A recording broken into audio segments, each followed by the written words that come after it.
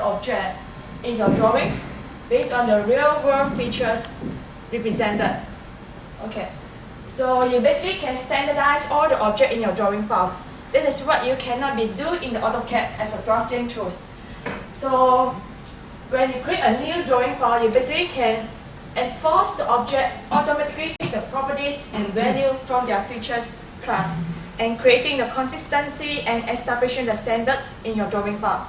So what does it mean? That you can actually enforce the drawing object in your drawing files to follow the standardized features, like putting to the specific layers, colors, or even though you can take those relevant object database or attribute information to force it to put it into your new created or existing object in your drawing file. Okay, it basically what's the benefit of this features classification? It basically resolve some of the needs that we need to standardize drawing in your company. Let's say you need to do any submission to a department or any public work department.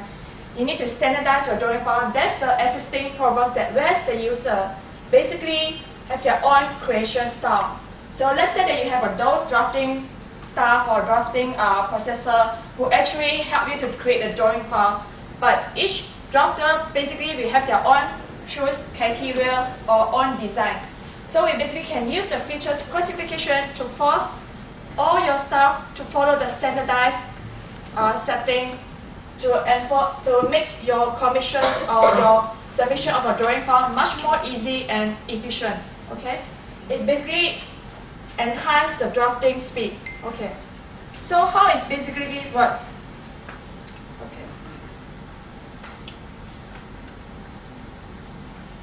let me show you on the screen. Okay, basically this is what we see is a Map 3D software. Here there's a new features called the features classification.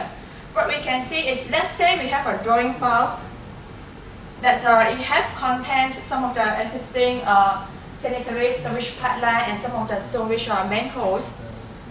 What we can do is we can use the features classification features to create a new features. It's just very simple, just a few steps. And these line features will follow the standardized setting in your drawing files.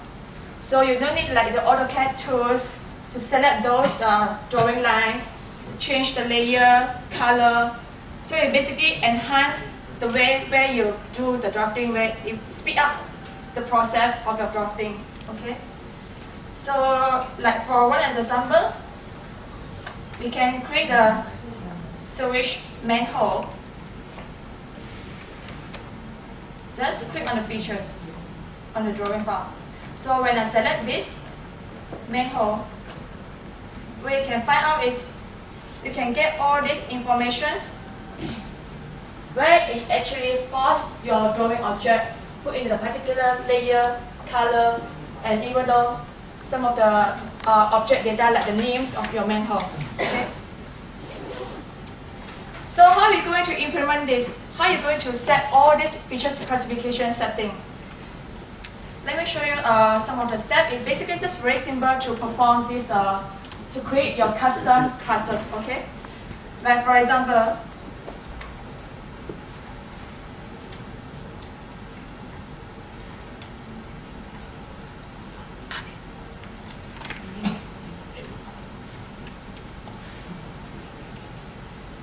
from what you see in the appearance of this drawing file, it's basically, if you look at this sanitary sewage pipeline, it has a different color and properly assigned to a different layer. So how are we going to classify and enforce all these features to a standardized setting? Let's say, for example, as I click on these features, take a look on the properties. It's located on this particular layer and with particular color, or even though have its own informations, okay? How about the rest? So we can see that from this drawing file, you basically have this sanitary sewage pipeline basically fall on two different layers. How are we going to classify it to put it in the standardized setting? Okay, before I create a profile, the features classes, I need to log in as an administrator. to get the right to create the classification file.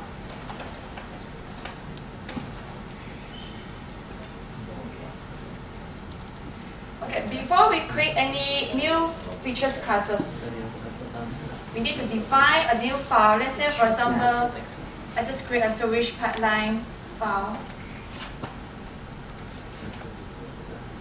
Okay, this step basically just create a XML definition file to save all your features setting.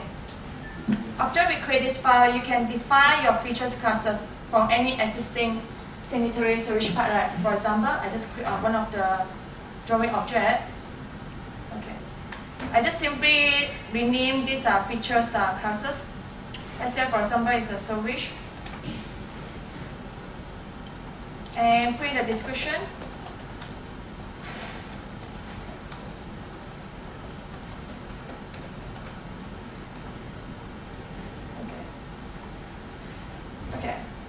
Here, I just basically want to enforce those line features where actually represented the sanitary pipeline of this drawing file to force on these classes.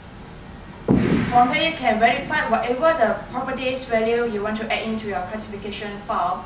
Let's say, for example, here you can just verify any colors for this particular layer, or you can just choose a specific color for this layer. For example, I would like to follow the by default layers color for this particular file, and I probably would like to add on some of the layers. Let's say I want to choose it for on the particular layers called sanitary line layers. You can select more than one layers. Okay, and we can choose the line weight for this file.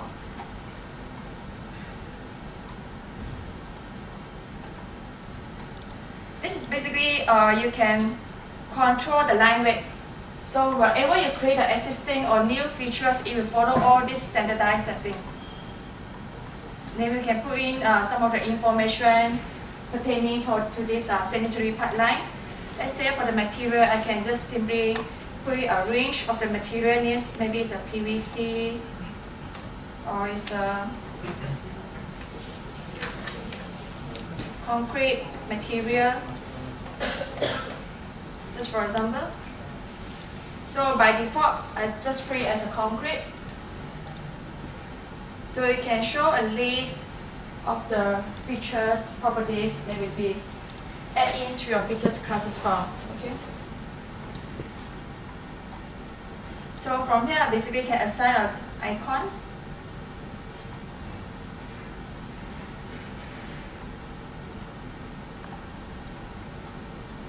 And I can move any linked information to my feature sources.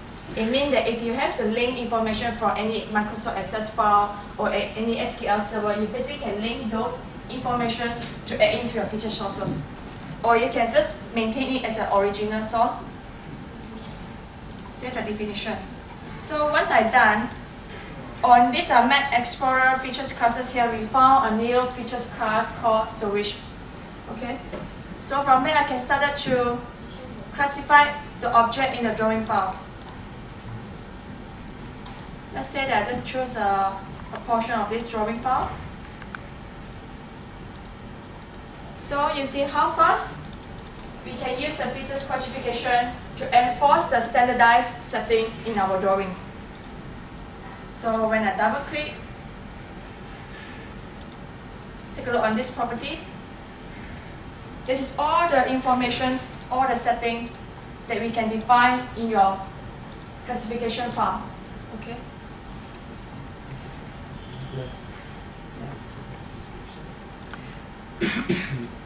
So at this moment, any questions from your side?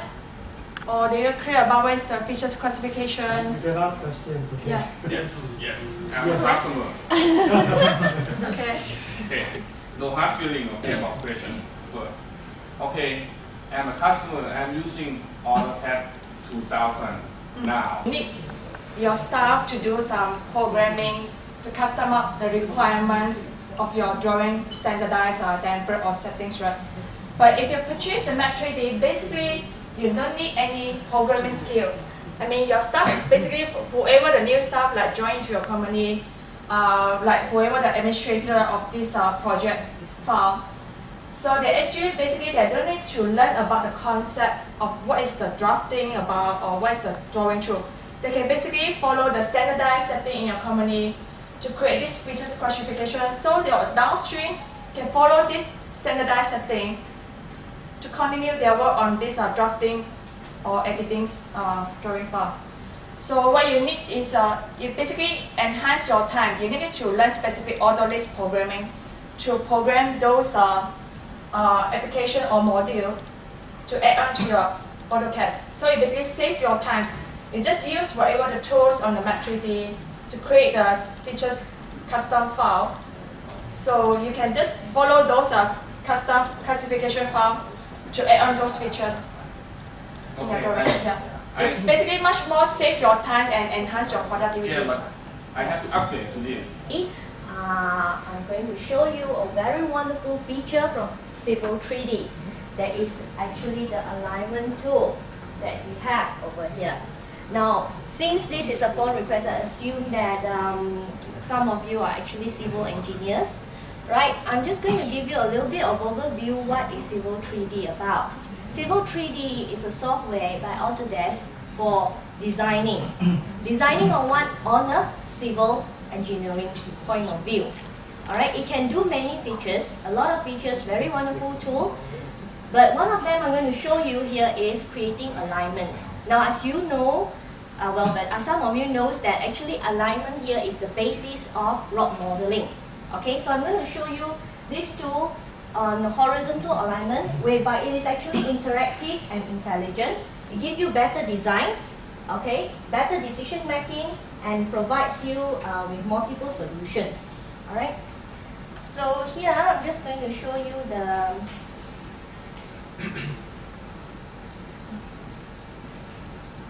right.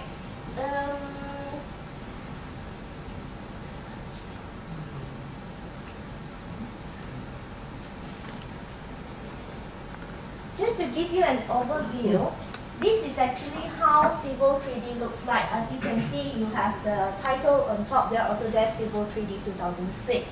So this is the interface for Civil 3D 2006. Now what I'm going to do is I'm going to open up a file that allows me to create a horizontal road alignment here. Now you have an existing road. Let's say if I were to continue to create more alignments here, right? I can easily do that with a powerful tool called the alignment layout, right? So first of all, you will see from the menu here, you have alignments. So here I'm going to create a new layout. So I'm going to click on create by alignment. Now since it is not, I'm going to design this, and this is going to be a preliminary design. So I'm just going to give it again preliminary. Alright? Then I'm going to click OK here. Once I've done that, what happens is it gives me a toolbar, alignment layout tools, whereby it has all the features for me to do alignment. Alright? For example, here, I can actually draw curves or do a curve settings, right? I can do create fixed line alignments and all this. Right? I'm just going to, before I start doing anything, I'm going to do a setting, because when you design a road, you're not just going to do a straight road, right? You're bound to have some curves, roads, and all these things. So I'm going to do a curve setting just to make sure that your setting is correct. It's up to you to design. And there are different types of curves that you can apply on. Apart from that, you can also specify your variables in a spiral in, curve, or spiral out. It's just up to you. You can just click and you can just modify your value according to your own design.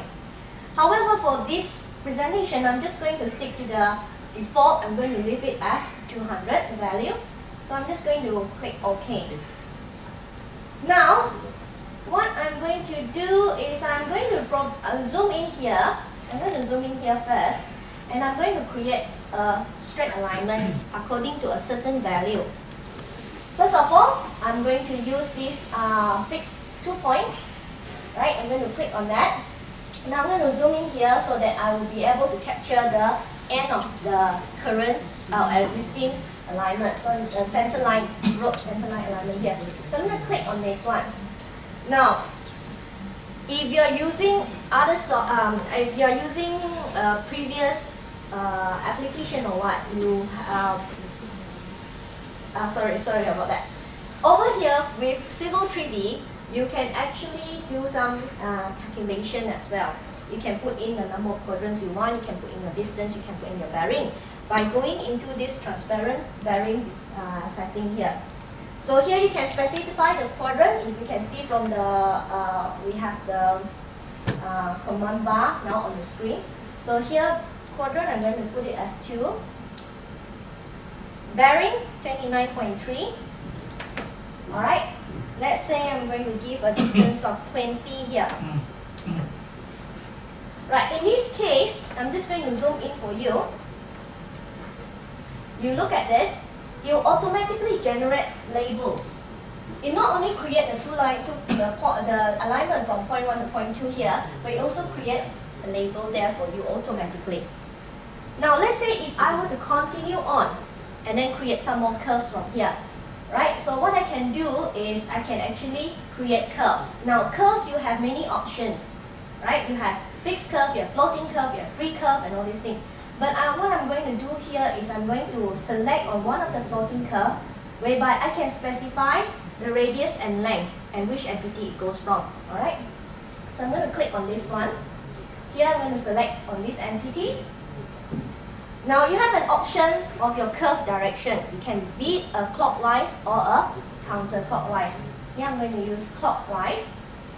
Then next it will ask you to specify your radius. So what is the radius you want?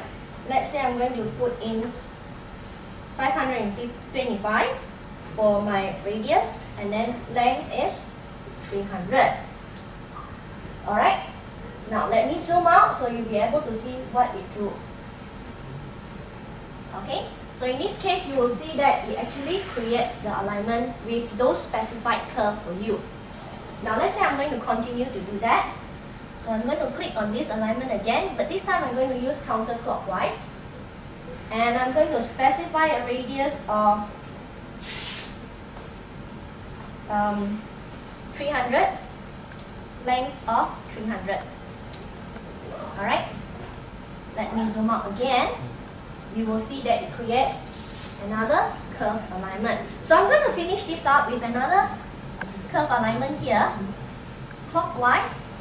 A radius of 375, length of 550. Right, and finish with it. Now you will see that I have completed my road alignment design. Now, what is so wonderful about this? I'm sure previous version you'll be able to do this as well, right? Now what we have here is, let me show you this wonderful thing. Let's say if I'm going to make some changes here. I'm going to click this road alignment, and I've decided maybe I would like to make some changes. I'm going to click on this and then drag it out a little bit. Now do you notice that the alignment adjusted by itself? Alright, this is what we call bidynamic relationship. Once you do some adjustment, it will automatically adjust the rest of the alignment accordingly. Right, so this is not just a dummy line, this is actually an intelligent line. Alright, intelligent alignment that you have created. Now, not only just dragging like this, sometimes you can also do some planning. So let's say, for example, if I were to change the radius of a certain area, okay, as a certain part. So let's say I'm going to do this area, I do a right click, I go for edit alignment, right? Now there's this tool here called sub-entity. Alright, I'm going to click on this one, and I'm going to pick on, let's say for entity over here, click on it. Now you will see that you have a table showing all your parameters and values here. So let's say if I decided maybe I'm going to change a little bit of my design here, I'm going to change the radius over here to a certain value accordingly. So let's say I'm going to change it to 150. Alright, the moment I press enter, you will see that the alignment here changes as well. Now what does this tell you? It tells you that you can actually do a what-if scenario. So what if I want to do this with this value? What if I want to do that? And this what-if scenario actually give you a better decision making. Now this is why this tool is so wonderful in civil engineering. Alright? Now I have conclude in showing you the alignment tool. Do you have any questions you want to ask on this? Any questions? Thank you very much. There are questions. No, thank you yet. Not intelligent. If you change one thing, it doesn't correlate with the other alignments that you have already designed. So let's say for one step, you can change the whole adjustment automatically without any error.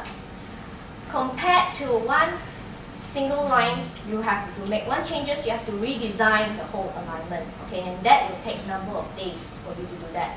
But with this kind of tool available, you can just do it within minutes. So, are you saying that if I take this alignment and I do my design of my corridor on it, and then let's say 1 week down the line before I have to deliver the project, I suddenly get a change request, I can just change the alignment and my corridor will also change?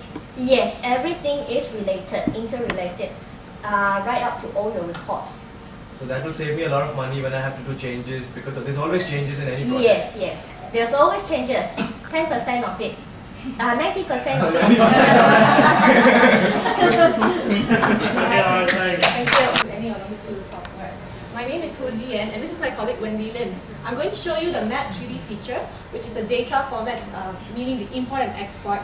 And my colleague will show you the corridor function in Civil 3D. Okay, so we'll start off with the Map 3D function. Alright, here is the issue. Okay, in a lot of companies, in most companies that are using GIS software, you usually may be using other kinds of GIS software. We're not talking about Autodesk Map only, because as we know, Autodesk Map is more AutoCAD based previously. But now the latest version of Autodesk Map 3D has married the CAD and GIS very successfully, so it looks more like a GIS product than a normal AutoCAD product. Okay, so here's the issue. Your data is stored in many sources, and you need to integrate it into your mapping projects. And also, you need to reuse your existing data and share your completed project with other people. The feature in Map 3D is that we have the FME import-export engine, which now allows you to import the data from other GIS software. So this is a powerful way in which you can exchange your data with your colleagues and your customers. It's also interoperable with all major GIS software, and you can read, write, and transform all industry standard formats. Having said all this, you can still maintain the data in Autodesk Map 3D, or you can even successfully export it to an XML file format. So how does Autodesk Map compare with other GIS software? Let's look at an example. Okay, I'm going to take a very famous example, the S3 software. Okay, let's say we want to translate the data to Autodesk DWG format or Bentley DGN format. Usually, when you buy it from the box, you only get it one way. That means from S3 only to DWG or DGN. What if you want to export it back from DWG DGN to S3? Okay, you want it to be both ways. If you want it to be both ways, it costs you money. So this is a major issue, because most people, when you buy a software, you want everything there. But what happens with, like I said just now, you get it out of the box, it's only one way. If you want it both ways, you got to spend more money. Okay? And another important issue here is that it does not communicate with Oracle Spatial. Now let's look at our famous product, the Autodesk Map 3D. Okay? If you want to talk with other GIS software like the S3, the Bentley, it's already both ways. It doesn't cost you any more money. So when you buy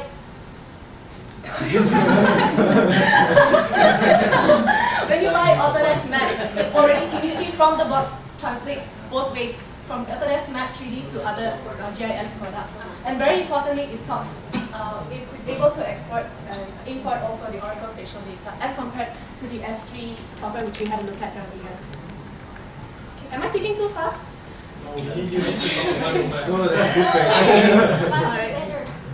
Okay, so of course, naturally, having said all this, I'm sure you users, you want to see for yourself, whether Autodesk Map 3D can really do everything that we say. So this is where I'm going to do a live demonstration for you.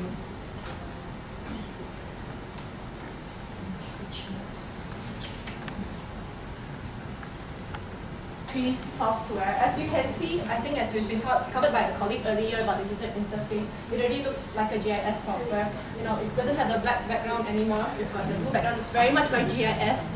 I speak like I know a lot of GIS. I don't actually know like nothing about GIS. And another point is, don't say looks like, is GIS. Is GIS,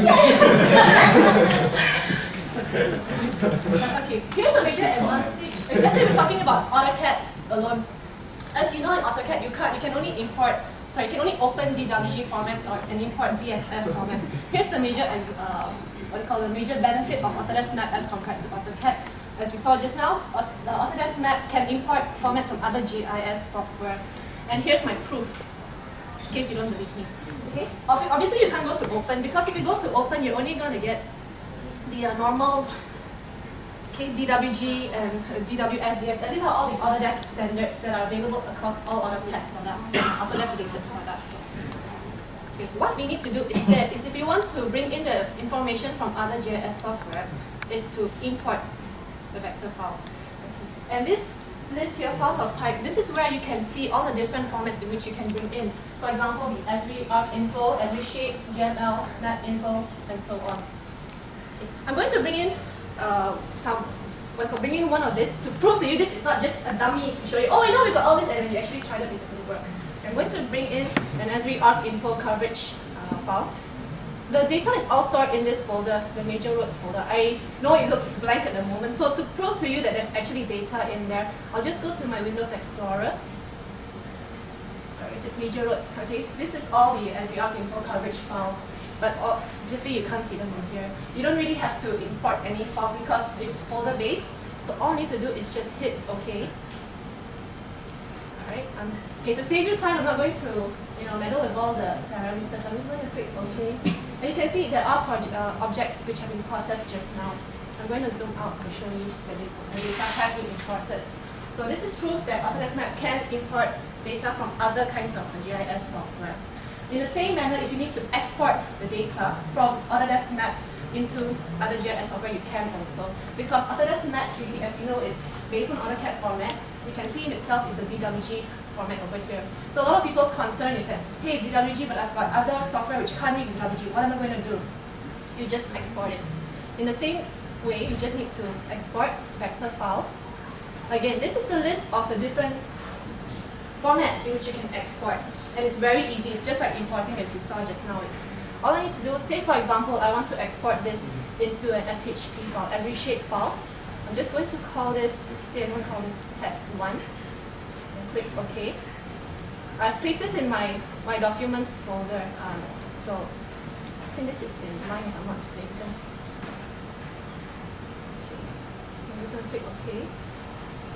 And I'm going to go to my documents to show you we've got the test1.shp file.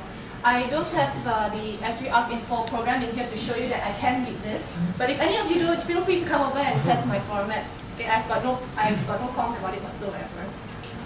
So that concludes my presentation on the import and export feature of Autodesk Map. Do you have any questions? Yeah, I have. Anyone questions?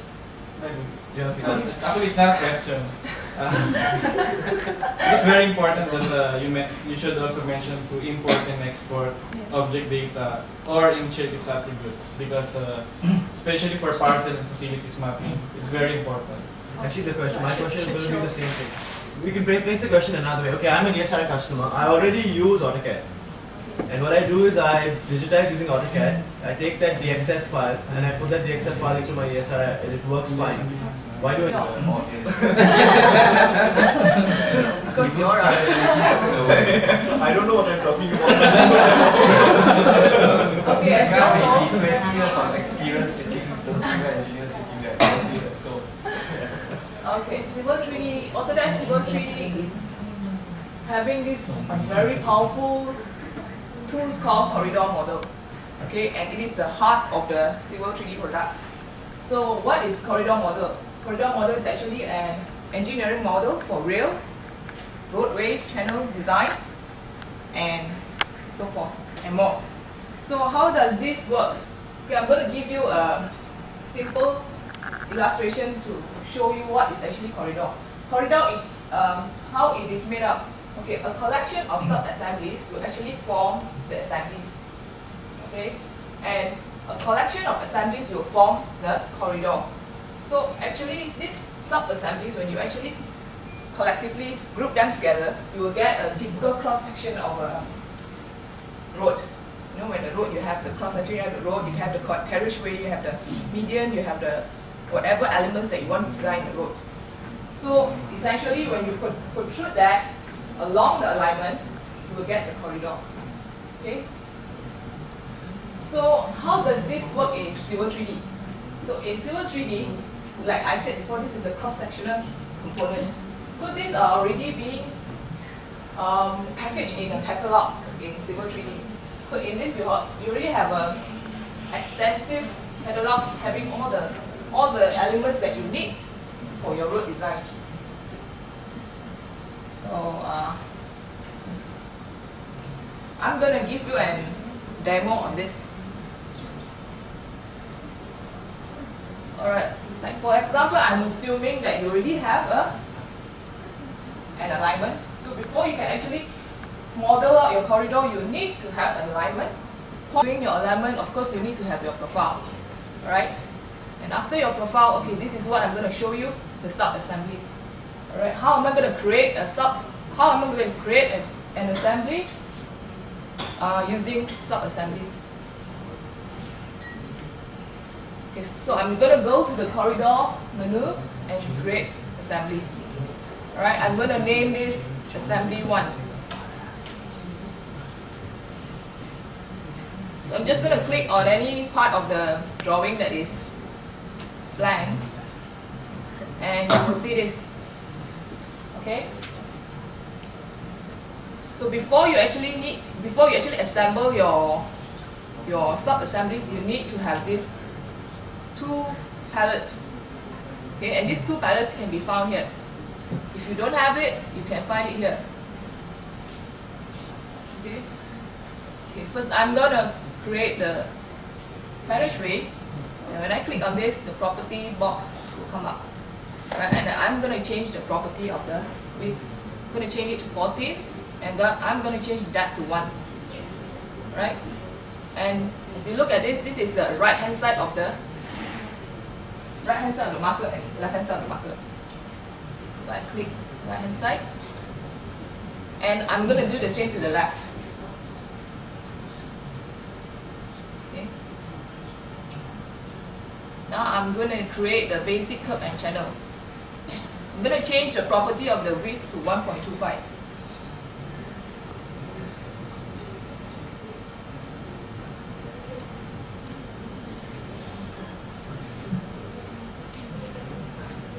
Right? As you can see, it is like the typical cross-section of a road. Now I'm going to go on to create the footway.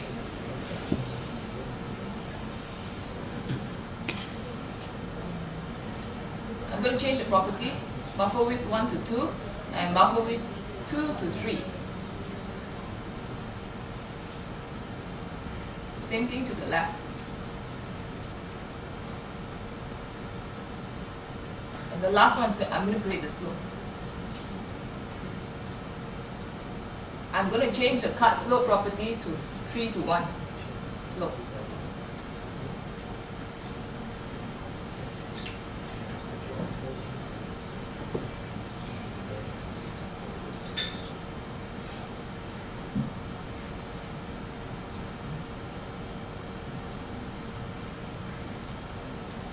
Okay, so I'm done with so this is what we call the assembly. And this small item is the sub-assembly. So I group them together and I form the assemblies. So now I'm going to build the corridor. So I'm going to show you how I'm going to do it. So I'm going to go to corridors and create corridor. Okay. So upon clicking that, there will be a command line to ask you to select a baseline of the alignment. So I'm just going to select it, select the center line. Then they will ask you to choose the profile. I will choose layout 1 and choose the assembly. Right?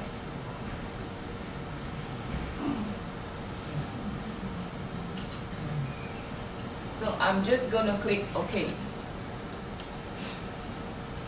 So it is modeling.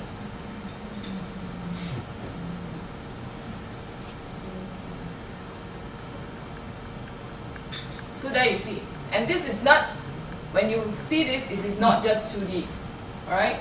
It is having all the 3D elements and values. And even that, you can actually link it to this render and to see it even better, to visualize it even better. Or even like you want to do it for presentation purposes, you can actually render it and put it in your PowerPoint slides. For this corridor model, you can also do for different assemblies. So just now I only show you one type of assembly. You can actually do two, right? But let's say I want to have this section I want to do for another assemblies, and this section I want to do for another assembly. So you can actually do that by creating another type of assembly. So, and upon doing that, you need to just specify the range or the region. Okay.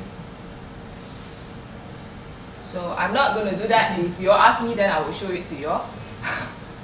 So now I'm just going to link it to this render and let you see how does it look like.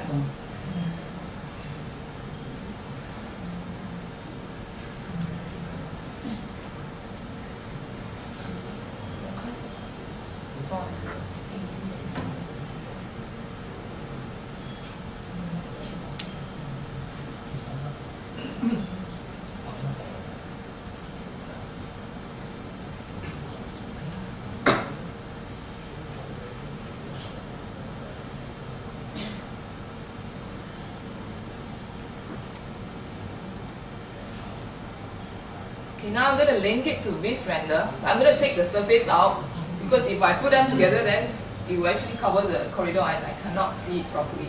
So I'm going to take it out. I'm just going to go to File and link it to this render. So this render actually comes together with Civil 3D.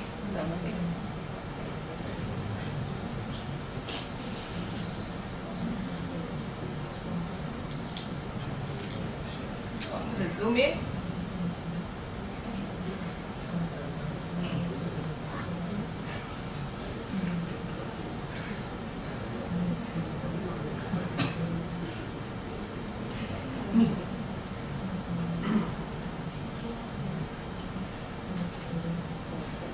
As you can see, this is the carriageway, this is the curb, the footway. It's not very nice, I'm just going to render it. Okay, what we're going to do is we're going to change the render material so you can see it more clearly in your I would like to point out that when you're doing a demo for the corridors, we're trying to focus more on the civil. So you just have to. So what you want to do is show them the finished product, because most likely they're going to do a more detailed presentation if they need to. Okay. Okay, what we do is that I'll stop here, and anybody has any questions to ask? Let's take one question because we're running a bit short of time. Do you have any questions for? You can't just let them go that easily. Say any question? About the rendering.